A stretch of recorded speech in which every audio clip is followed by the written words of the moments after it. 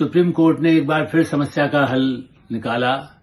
मैंने स्पष्ट रूप से पहले भी कहा था कि आधार कार्ड को बिहार विधानसभा चुनाव के लिए पहचान के रूप में, मतदाता के रूप में स्वीकार किया जाए।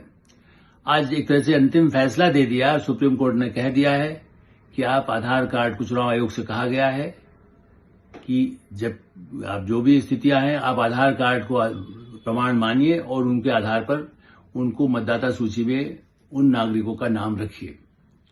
चलिए, कोई एक फैसला होने से विवाद, जो भ्रम पैदा हुआ है, चाहे वो लालू यादव, तेजस्वी यादव, राहुल गांधी, कांग्रेस पार्टी, आरजेडी और जो उनके समर्थक हैं, जो जिस तरह का भ्रम फैला रहे थे, उसमें आधार कार्ड को, जबकि वो एक बड़ा टेक्निकल मुद्दा भी है, क्योंकि सरकार कहती रही है कि उसमें कुछ गड़बड़ हो सकती है। सरकार ने बाद में भी कहा कि कुछ जाली भी बन जाते हैं, और शुरू से ही आधार को नागरिकता का आधार नहीं माना गया था।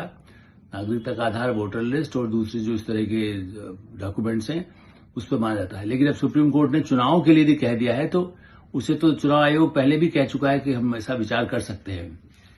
एक बार ये कहा, लेकिन आज भी ये कहा कि जब हमने 98%, 99% जो लिस्ट तैयार हुई है, उसमें कोई ज्यादा समस्या नहीं है, इसलिए अब करने के बाद फिर एक नई समस्या पैदा होगी। लेकिन सुप्रीम कोर्ट ने कहा नहीं, कुछ भी हो, आपको आधार कार्ड को मानना पड़ेगा। और सुप्रीम कोर्ट ने ये जरूर फिर भी स्पष्ट किया है कि हाँ, हम अवैध रूप से घुसे हुए नागरिक, मतलब जो हम भारत बार बार, केंद्र सरकार कहती है, जो अदालत में, सुप्रीम कोर्ट में भी कहा गया कि हाँ, जो बांग्लादेशी जो अवैध लोग घुसे हैं, एक अधिकृत रूप से आकर के बसा हुआ हो, तो उसका कोई प्रॉब्लम ही नहीं है। उसको यदि यहां आ गया है, जो भारत ने प्रावधान भी किया हुआ है कि पाकिस्तान, श्रीलंका, बांग्लादेश, इनमें यदि कोई जो हिंदू या सिख या दूसरे धर्मावलंबी है, मुस्लिम की तो वहां पर कोई संकट है ही नहीं, क्योंकि हम मुस्लिम देश है बांग्लादेश, तो उसमें तो कोई प्रॉब्लम ही नहीं है। लेकिन ऐसे लोग आते हैं तो उनको हम भारत में नागरिकता या उनको सुविधाएं मिलेगी। लेकिन जो अवैध रूप से है, तो सुप्रीम कोर्ट ने भी कहा है कि अवैध के लिए हम कोई नहीं कह रहे हैं कि अवैध लोगों को आप नागरिक या वोटर अधिकार दीजिए, लेकिन आधार कार्ड को मानिए।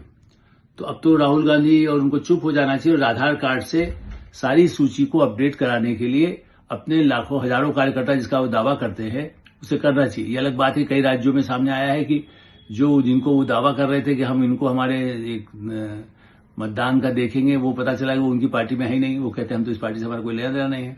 तो ऐसी स्थिति में उनकी पार्टी की कमजोरी का फायदा, नुकसान तो उन्हें झेलना होगा।